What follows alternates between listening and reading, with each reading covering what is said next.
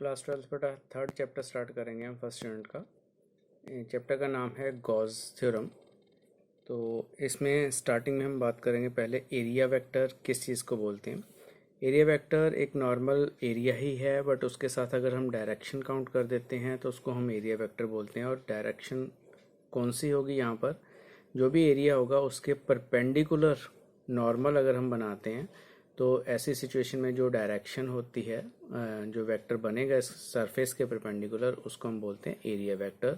तो यहाँ पर इस डायग्राम में देखो कि ये ds एरिया दिया हुआ है, इसके परपेंडिकुलर जो वेक्टर है ds multiply by n cap का मतलब नॉर्मल परपेंडिकुलर उसके।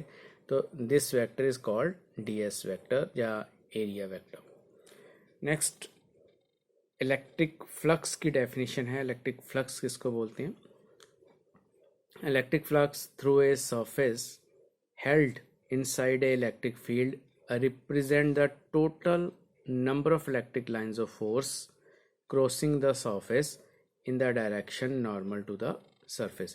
कोई भी अगर आपके पास सरफेस है उसके बीच में से अगर इलेक्ट्रिक लाइंस पास कर रही हैं तो जितनी इलेक्ट्रिक लाइंस उसमें से पास कर रही हैं, number of electric lines, but साथ में कंडीशन क्या है, that should be perpendicular to the surface. उस सरफेस के परपेंडिकुलर जितनी लाइंस पास कर रही हैं उनकी काउंटिंग को हम बोलते हैं इलेक्ट्रिक फ्लक्स। तो अगेन डेफिनेशन एक बार मैं फिर से बोल रहा हूँ। इलेक्ट्रिक फ्लक्स तो a surface inside the electric field represent the total number of electric lines of force crossing the surface in the direction normal to the surface. तो ये एक स्केलर क्वांटिटी है। Electric flux is a scalar quantity और इसको हम represent करते हैं phi के साथ। अब क्योंकि यहाँ पर हमने बात की है कि जो lines and that should be perpendicular to the surface, तो जो इलेक्ट्रिक लाइंस यहाँ से पास हो रही है उसके दो कंपोनेंट्स बना लेंगे। एक कंपोनेंट जो है परपेंडिकुलर टू द सरफेस हो जाएगा और दूसरा जो है एक परपेंडिकुलर टू द सरफेस हो जाएगा, एक अलोंग द सरफेस हो जाएगा।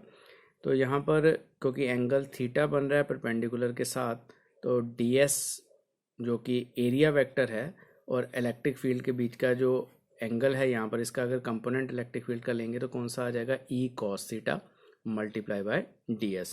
सो इलेक्ट्रिक फ्लक्स की जो डेफिनेशन है वो फिर किसके हिसाब से हो जाएगी, d phi which is equal to e का जो परपेंडिकुलर कंपोनेंट होगा मल्टीप्लाई बाय ds।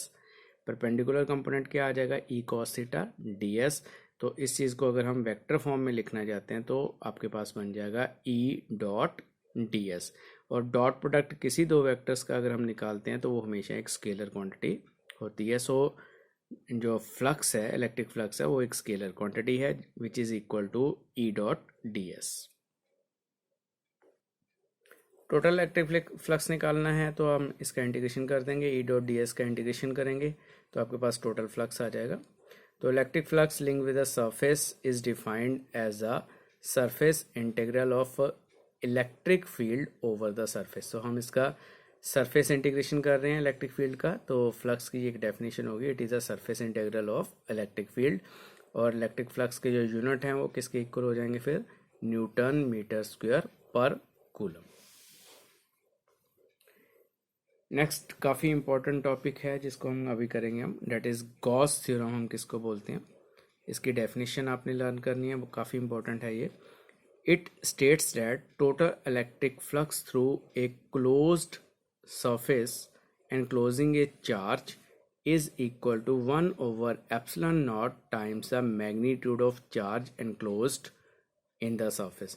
तो कोई आपके पास enclosed surface है, पूरा क्लोज सरफेस होगा, तो उसके अंदर जितना चार्ज है उसको अगर 1 over epsilon naught टाइम से मल्टीप्लाई कर देते हैं तो that will give electric flux। The total electric flux through a surface closed surface enclosing the charge is equal to 1 over epsilon naught times the magnitude of charge enclosed in it।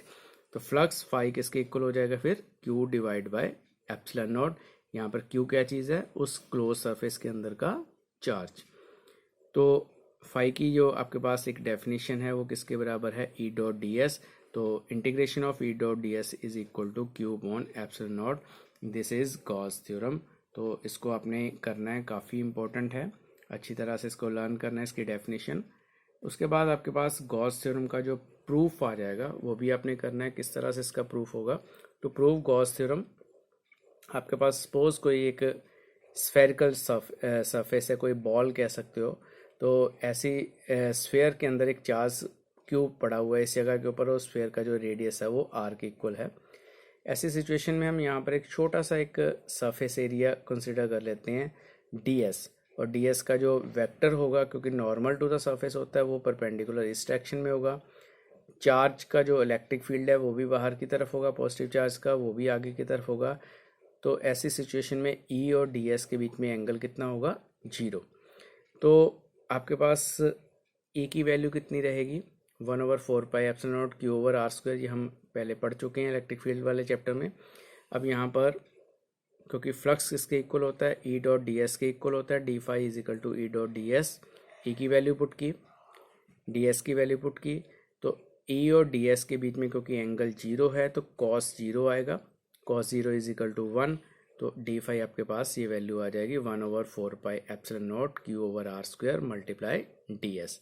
Total flux निकालना है तो हम इसका integration करेंगे d phi का। तो integration करने के बाद जो कांस्टेंट टर्म्स है वो बाहर निकल जाएंगे। ds का इंटीग्रेशन करेंगे, स्फेयर है तो उसका टोटल सरफेस एरिया होगा 4πr²। जो चीज़ें यहाँ पर कैंसिल हो रही हैं उसको ख़त्म करने के बाद आपके पास फाइनल रिजल्ट आएगा Q/ε0। तो this is the proof of Gauss theorem in electrostatic. तो ये बेटा इंपॉर्टेंट टॉपिक है गॉस थ्योरम, बहुत ज़्यादा डेफिनेशन भी और उसका प्रूफ भी। अच्छी तरह इसको अपनी लर्न करके अपनी कॉपीज़ के ऊपर नोट करना है। तो कहीं पर अगर कोई चीज़ नहीं समझ आती तो आप मुझसे पूछ लेना।